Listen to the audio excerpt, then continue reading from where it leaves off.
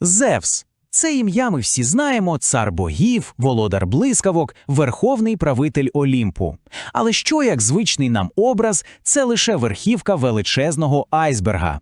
Сьогодні ми зануримося в історію цього могутнього божества, щоб розкрити його справжню суть – від неймовірно давнього коріння до складної натури, яка й досі нас інтригує.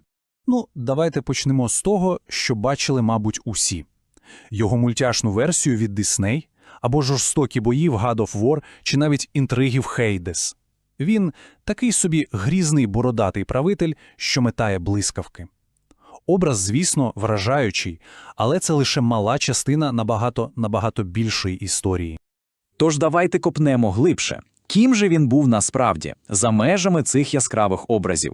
Щоб знайти відповідь, нам доведеться вирушити в подорож на тисячі років у минуле, ще до того, як з'явилися перші грецькі міста. І тут починається найцікавіше. Бо історія Зевса, вона старша за саму стародавню Грецію. Вона бере початок у прадавніх віруваннях так званих праіндоєвропейців. Це спільні предки багатьох народів, від Індії аж до Європи. Ось послухайте, як це звучить – «Діус Фтер». Лінгвісти відновили це ім'я, і означає воно «сяючий батько» або «небесний батько».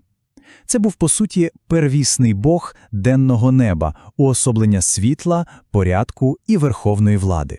І от що просто вражає, ми можемо буквально простежити, як це ім'я подорожувало крізь століття і культури. У греків Дієус перетворилося на Зевс, у римлян, чуєте, Юпітер – це те саме Ау-Патер, небесний батько, а в стародавній Індії Д'яус-Пітар – це ж одна родина богів. І хоча, скажімо, слов'янський Перун чи скандинавський Тор мають інші імена, сама ідея, сам архетип бога-громовержиця – він той самий.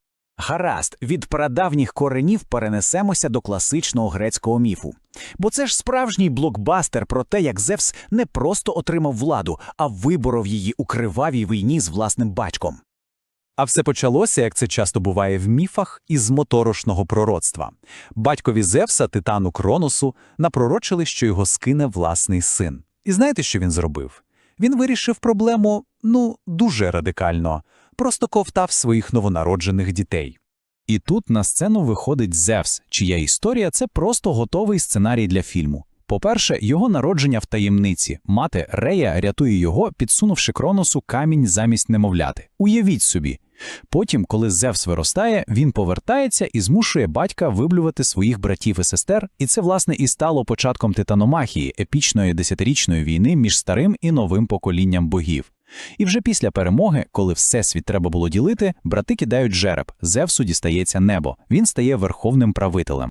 Але бути царем – це не просто. Зевс не був лише богом грому. Він був і суддею, і хранителем порядку, а часом і справжнім тираном. Була навіть така легенда, що на Олімпі у нього стояли дві величезні посудини. З однієї він роздавав людям добро, а з іншої – зло. І саме в цьому вся суть його складної натури.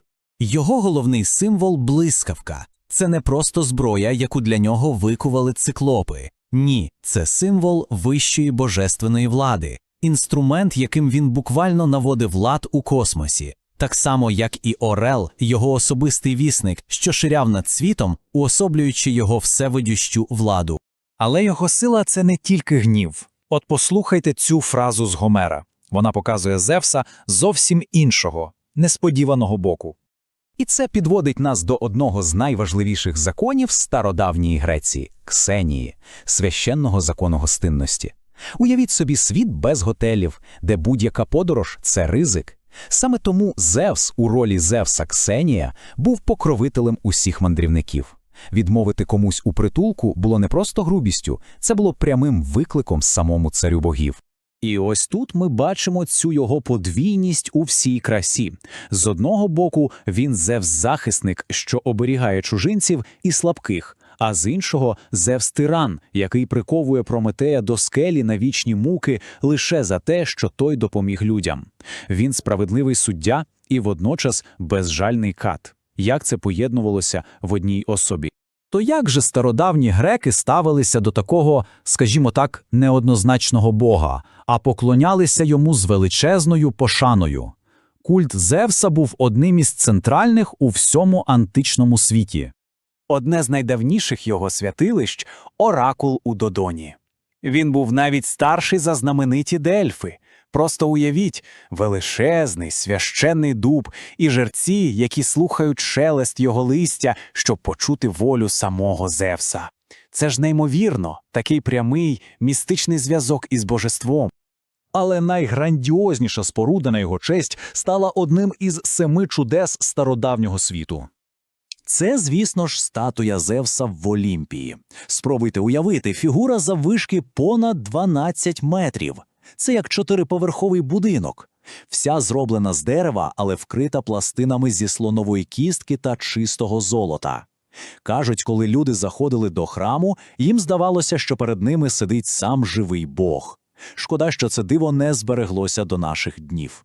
Час минав, цивілізації зникали, вірування змінювалися, а Зевс нікуди не подівся. Чому ж цей давній бог і досі такий важливий для нас?